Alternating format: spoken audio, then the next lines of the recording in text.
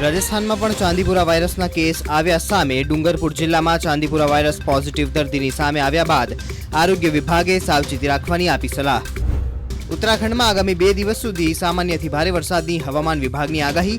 હવામાન વિભાગે તેહરી, દહેરાદૂન, પૌડી, બાગેશ્વર, ચંપારણ, નૈનીતાલ અને ઉધમસિંહ નગર માટે રેડ એલર્ટ આપ્યું. તો તકેદારીના ભાગરૂપે આજે દહેરાદૂન, નૈનીતાલ અને ઉધમસિંહ નગરની શાળાઓ રખાઈ બંધ.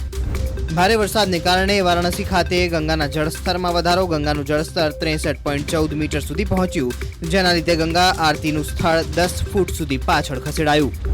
લક્ષ્મણ પ્રસાદ આચાર્યએ મણિપુરના રાજ્યપાલ તરીકે લીધા શપથ. તેમને અત્યારે આસામના રાજ્યપાલ ઉપરાંત મણિપુરના રાજ્યપાલ તરીકે વધારાનો હવાલો પણ આપવામાં આવ્યો.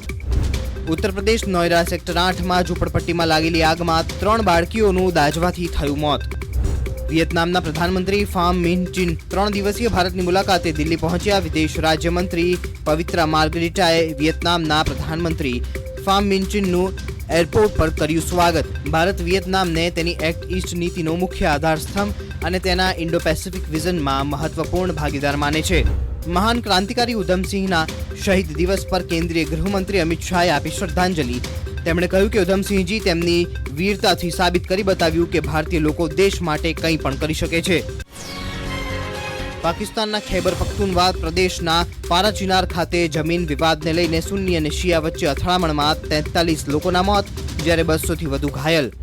ઉત્તરી બ્રાઝિલમાં એમેઝોન નદીમાં 200 મુસાફર ભરેલી બોટ પલટી. આ અકસ્માતમાં 1 વર્ષના બાળક સહિત 3 લોકોના મોત, જ્યારે 16 લોકો ઘાયલ થયા અને 9 લોકો હજુ પણ લાપતા.